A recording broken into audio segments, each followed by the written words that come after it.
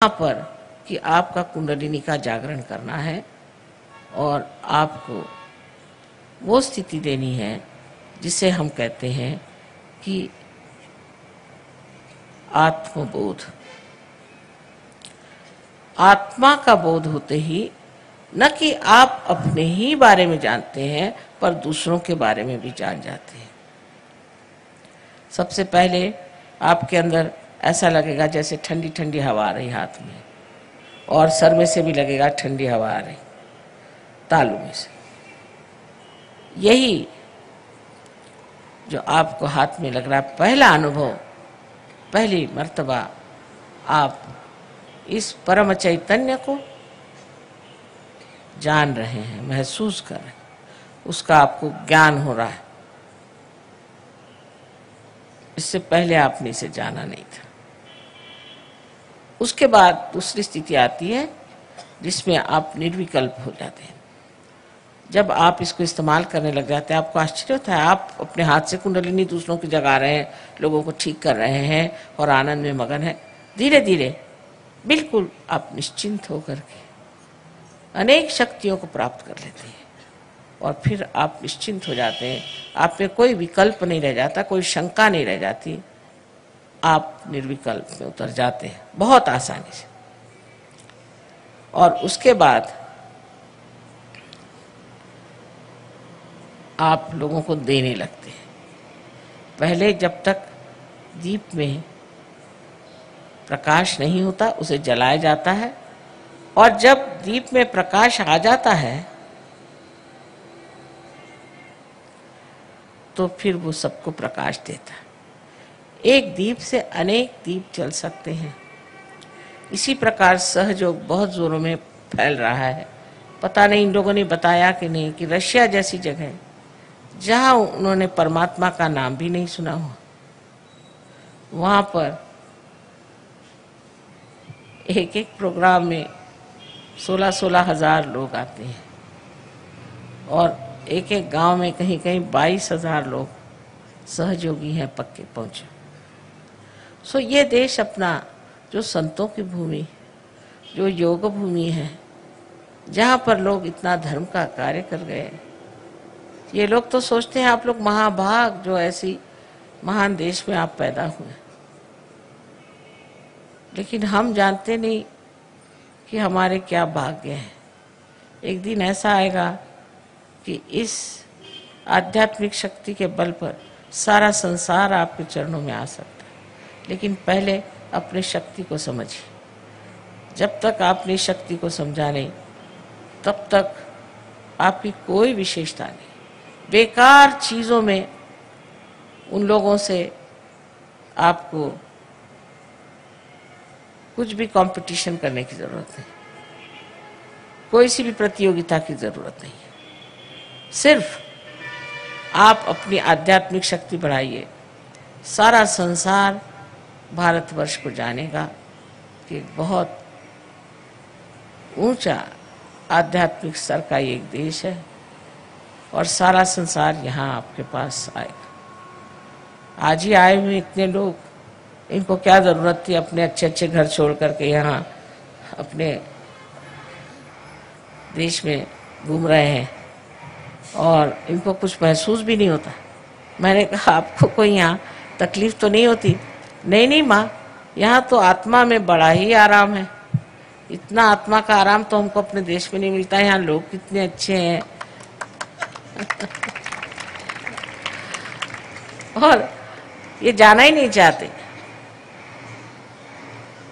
अपने देश की महत्ता हमने कभी किसी को बताई नहीं और जतलाया नहीं कि हम लोग क्या है। मुझे पूर्ण विश्वास है कि हैदराबाद में, जहाँ पर कि अनेक लोगों का संगम हुआ है, काफ़ी अलग अलग तरह के लोग यहाँ पर हैं और इस सब एक मिला जुला यहाँ का समाज है।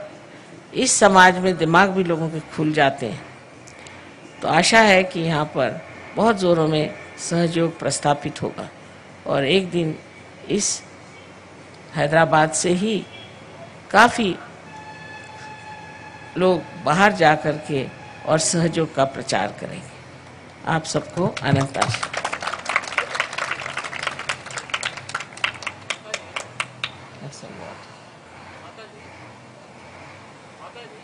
इसके ऊपर हम सीरियल क्यों नहीं बना सकते प्रचार के लिए? अरे बेटा, एक बात सुन, सब बनेगा, धीरे धीरे सब बनता है। सीरियल भी बना लेना, सब कुछ। बना सकते हैं। अच्छा, वो भी बना लेना तू। लेकिन एक बात है, अब देखो इस हैदराबाद में कितने लोग हैं, उसमें से कितने लोग आए। जिसका नसीब होएगा वही तो आएगा। तुम 17 सीरियल बनाओ, नहीं तो कुछ भी। नसीब की बात है, समझने की बात है। अभी सबसे कहा कि भाई पैर मत छुओ, मैं चल रही हूँ, फट से पैर पकड़ोगे तो गिर जाऊंगी, वो तक तो लोग समझते नहीं। फटाक से पैर में एकदम पकड़ लिया, मैं गिरने वाली थी। जब इतनी भी समझ नहीं, उनके सीरियल के असर में घुसेगा।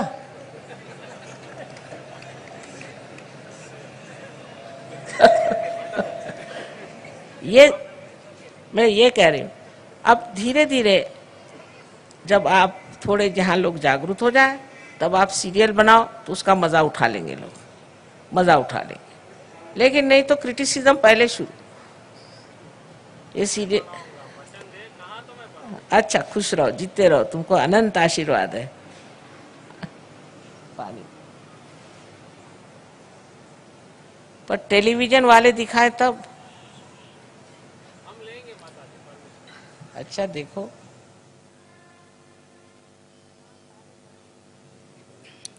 वहाँ सारे प्रदेश में सारे टेलीविजन पे हमारे भाषण हुए, सिवाय अपने देश में।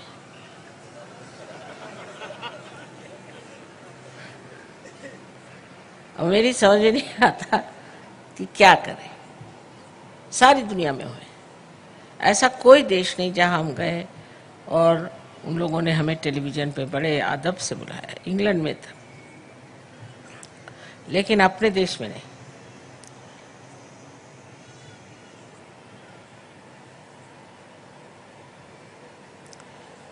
तो अब हम लोग, एक बात और भी होती है कि लोगों के मन में बहुत से प्रश्न होते हैं।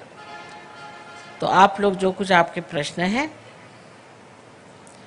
उसे आप लिख करके, और कृपया कल आप लेते आइएगा, मैं सबके आपको जवाब दे दूँगा।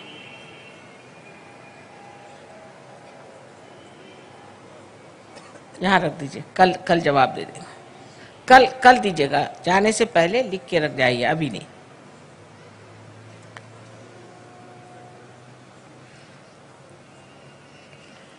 प्रश्नों के बारे में एक बात है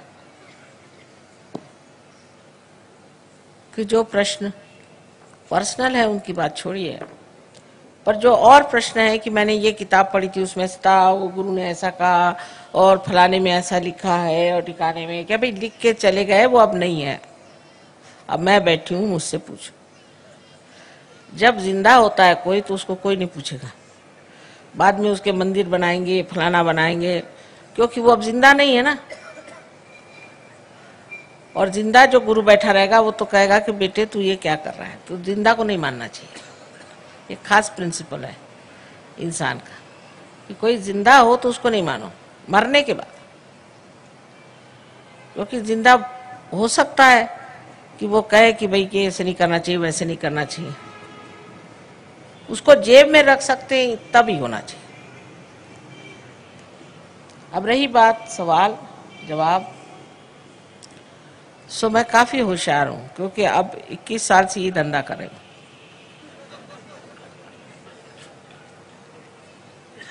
और सारे देशों में ये सवाल पूछने की बीमारी। सो काफी होशियार हूं मैं। लेकिन मैंने अगर आपका जवाब दे भी दिया तो भी ये न जानिए कि आप पार हो ही जाएंगे, गारंटी होगी। ये एक जीवंत क्रिया है। इससे आप समझिए कि एक छोटा सा बीज है, उसको आपने जमीन में छोड़ दिया तो ये पृथ्वी ने उसको जन्म दे दिया। अब उसके लिए आप कुछ सवाल पूछो, मंत्र पढ़ो, कुछ करो, कुछ नहीं होता। वो स्पॉन्टेनियस माने सहज होता है।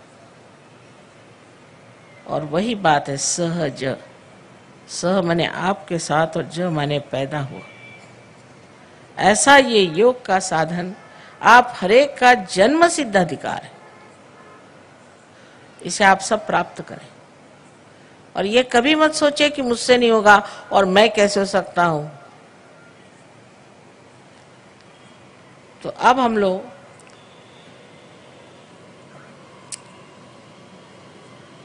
आत्म साक्षात्कार को प्राप्त करें इसी क्षण। लेकिन शुद्ध इच्छा होनी चाहिए।